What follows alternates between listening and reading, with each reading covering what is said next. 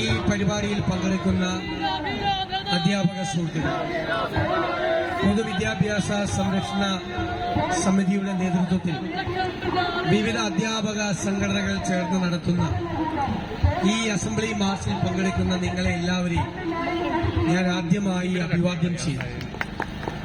വളരെ ന്യായമായ കാരണങ്ങൾ ഉയർത്തിക്കൊണ്ടാണ് നിങ്ങൾ ഈ സമരവുമായി മുന്നോട്ട് വന്നിരിക്കുന്നത്. ഈ സംസ്ഥാന സർക്കാർ കഴിഞ്ഞ കുറേ വർഷങ്ങളായി നമ്മുടെ സംസ്ഥാനത്തെ പൊതുവിദ്യാഭ്യാസത്തെ മുഴുവൻ തകർക്കുന്ന രീതിയിലുള്ള പരിശ്രമങ്ങളുമായി മുന്നോട്ട് പോകും. പൊതുവിദ്യാഭ്യാസം നമ്മൾ ഒരു കാലത്ത് കേരളത്തിൽ നമ്മുടെ രാജ്യത്തെ ഏറ്റവും മുൻനിരയിലുണ്ടായിരുന്ന ഒരു സംസ്ഥാനമാണ്. നമ്മൾ ഒരു കാലത്ത് യൂറോപ്യൻ മോഡൽ എന്നെല്ലാം പറഞ്ഞ് അഭിമാനത്തോടെ പറഞ്ഞിരുന്ന കേരളത്തിലെ പൊതുവിദ്യാഭ്യാസ രംഗം ഇന്ന് പുറത്തു പറയാൻ പാടില്ലാത്ത തരത്തിൽ അത് കീഴോട്ട് പതിച്ചുകൊണ്ടിരിക്കുന്ന ദൗർഭാഗ്യകരമായ കാഴ്ചയാണ് കാണുന്നത്. എന്താണ് ഈ ഖാദർ കമ്മിറ്റി റിപ്പോർട്ട്? ആര് പടച്ചുണ്ടാക്കിയതാണ് ഈ ഖാദർ കമ്മിറ്റി റിപ്പോർട്ട്?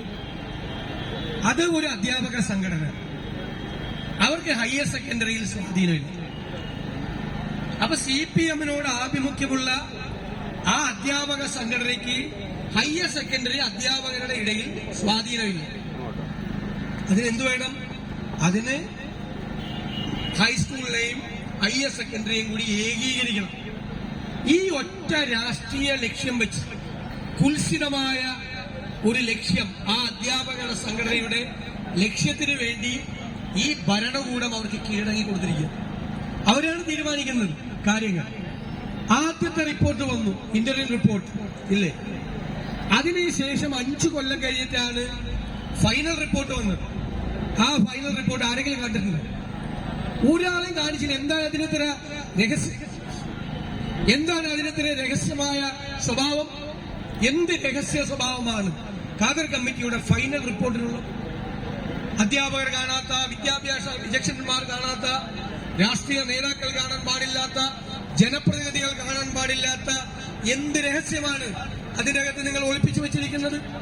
ഒരു കമ്മിറ്റിയെ വെച്ചിട്ട് ആ കമ്മിറ്റിയുടെ ഫൈനൽ റിപ്പോർട്ട് പോലും പുറത്തുവരുത്താതെ ആ റിപ്പോർട്ട് നടപ്പാക്കാൻ പോകുന്ന കേരള സമൂഹത്തിലെ, കേരളത്തിന്റെ ചരിത്രത്തിലെ ആദ്യത്തെ സംഭവമാണ് ഈ ഏകീകരണം. റിപ്പോർട്ട്, ഫൈനൽ റിപ്പോർട്ട് എന്താണെന്ന് പോലും ആർക്കും അറിയില്ല. നിയമസഭ കൂടുന്നുണ്ടല്ലോ, നിയമസഭയിൽ ചർച്ച ചെയ്യാമല്ലോ. അല്ലെങ്കിൽ രാഷ്ട്രീയ പാർട്ടികളെ വിളിച്ച് അധ്യാപക സംഘടനകളെ കുറിച്ച് ചർച്ച ചെയ്യണ്ടേ? കേരളത്തിലെ പൊതുവിദ്യാഭ്യാസം എന്ന് പറയുന്നത് അതിന്റെ നേട്ടങ്ങൾ ഏതെങ്കിലും സർക്കാർ ഉണ്ടാക്കിയതാണോ? എത്രയോ വർഷങ്ങൾ കൊണ്ടാണ് അത് നമ്മളൊരു നല്ല നിലയിൽ കൊണ്ടുപോയിരുന്നത്. ഇവർ കഴിഞ്ഞ കുറെ നാളുകളായി അമിതമായ രാഷ്ട്രീയ അതിപ്രസരം, പാഠ്യപദ്ധതി, പാഠപുസ്തകങ്ങൾ തയ്യാറാക്കുക, ഇതെല്ലാം ഏകപക്ഷീയമായ നടപടിയാണ്. ട്രെയിനിങ് ക്യാമ്പ് നടത്തിയിട്ട് മാറിയ പാഠപുസ്തകങ്ങളുടെ കോപ്പി കൊടുക്കാൻ പോലും പറ്റുന്നില്ല. അതിനെക്കുറിച്ച് ചർച്ച പറ്റുന്ന പേടിയാണ്. കാരണം അതിന്റെ വാർത്തകൾ വരും. അത്ര വികൃതമായിട്ടാണ് അത് തയ്യാറാക്കിയതെന്ന് അവര് തന്നെ ഉറക്കെ വിളിച്ചു പറയുകയാണ്. ചർച്ച ചെയ്യപ്പെടാൻ ആഗ്രഹിക്കുന്നില്ല പുതിയ പാഠപദ്ധതികൾ. ഏതൊക്കെ സഖാവിന്റെ കവിതകളാണ്, കഥകളാണ് ഇനി അതിന്റെ അകത്ത് ഉള്ളതെന്ന് നോക്കാനുള്ളത്. അതാണുള്ള പണി. ഡൽഹിയിലെ ചേട്ടൻ ബാവ ചെയ്യുന്നത് തന്നെയാണ് ഇവിടുത്തെ അനിയൻ ബാവയും ചെയ്യുന്നത്. രണ്ടുപേരും തമ്മിലുള്ള ദൂരം വളരെ കുറഞ്ഞിരിക്കുകയാണ്. അവര് വിദ്യാഭ്യാസ കാര്യങ്ങളിൽ ഇറങ്ങി, ഡീപ് സ്റ്റേറ്റ് എന്ന് പറയുന്നത് പോലെ ആ വിദ്യാഭ്യാസ കാര്യത്തിൽ, പാഠ്യപദ്ധതിയിൽ, കരിക്കുലത്തിൽ, ചരിത്രത്തിൽ എല്ലാം ഇടപെട്ട് അവർക്ക് അനുകൂലമായ തരത്തിൽ ചരിത്രത്തെയും പാഠ്യ പദ്ധതികളെയും എല്ലാത്തിനെയും അവർ മാറ്റാൻ ശ്രമിക്കുമ്പോൾ